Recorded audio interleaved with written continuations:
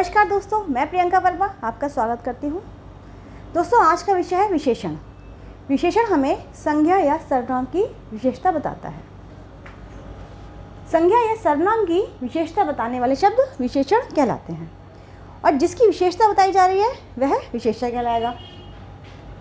विशेषण के 4 भेद हैं। पहला भेद है गुणवाचक विशेषण। संज्ञा के या सर्वनाम के गुण, दोष, रंग, रूप, आकार, प्रकार, स्वभाव, दशा, स्थिति, अवस्था आदि की विशेषता बताने वाले शब्द गुणवाचक विशेषण कहलाते हैं। देखिए उदाहरण, उसे कच्चे आम बहुत पसंद हैं। तो देखिए इस वाक्य में आम क्या है? संज्ञा, और उसकी विशेषता क्या है कि वो कच्चे हैं। तो कच्चे क्या होगा? विशेषण, और आम क्या होगा? विशेष्य, क्योंकि विशेषता हम किसकी बता रहे हैं? आम की। तो आम क्या होगा? विशेष्य, और उसकी क्या विशेषता है कि वो कच्चे हैं, इसलिए कच्चे होगा विशेषण। मेरी गली में एक काला कुत्ता है। इस वाक्य में देखिए कुत्ता क्या है?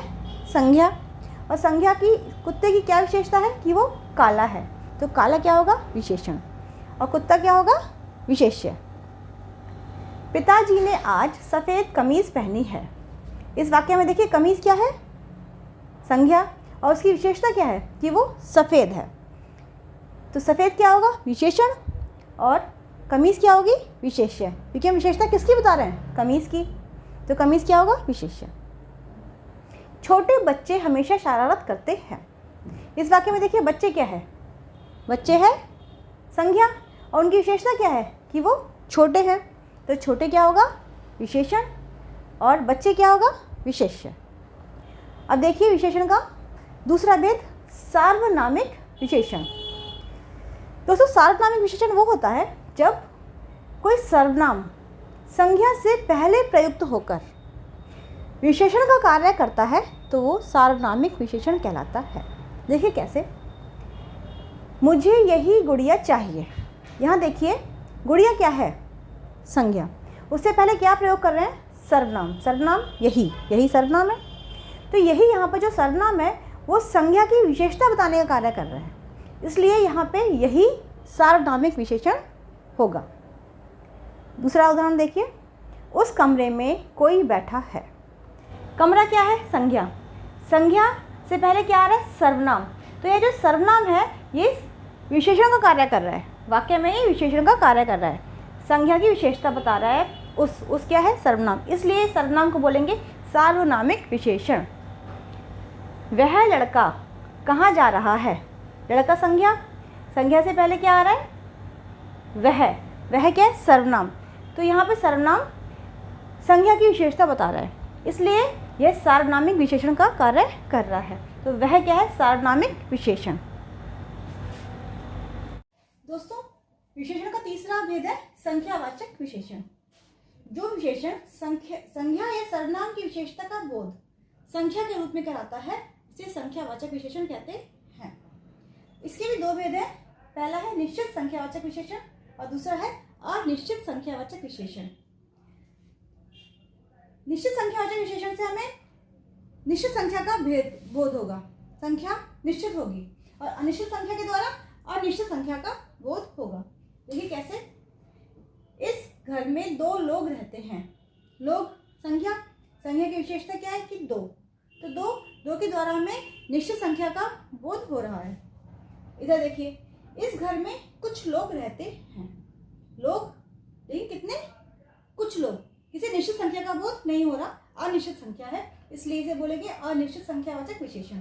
और यहाँ पे निश्चित संख्या का बोध हो रहा है, 2 लोग निश्चित संख्या है, इसलिए इसे बोलेंगे निश्चित संख्यावाचक विशेषण।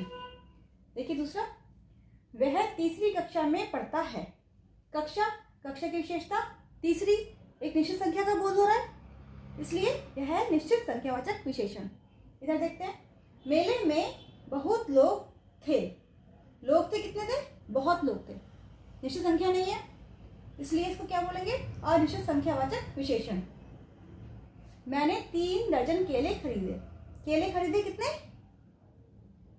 3 दर्जन। तो 3 दर्जन हमें संख्या का बोध करा रहा है, निश्चित संख्या है, इसलिए है निश्चित संख्यावाचक विशेषण। इधर देखिए, मैंने थोड़े केले खरीदे। एक अनिश्चित संख्या है, पता नहीं कितने केले खरीदे हैं, थोड़े खरीदे हैं मगर, तो यह क्या होगा? अनिश्चित संख्यावाचक विशेषण। आगे देखते हैं चौथा भेद, परिमाणवाचक विशेषण।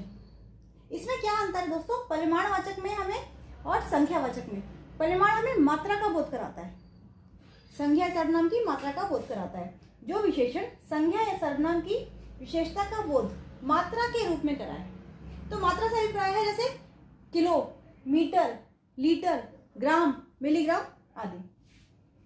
2 किलो चावल चाहिए,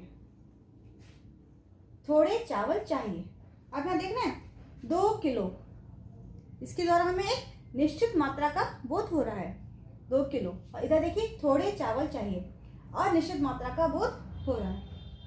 फिर देखिए 1 लीटर पानी लाओ, लीटर, लीटर के द्वारा हमें क्लियर हो जाएगा कि लीटर है, किलो है या मीटर है। तो इसके द्वारा हमें समझ आना चाहिए कि ये परिमाणवाचक विशेषण है।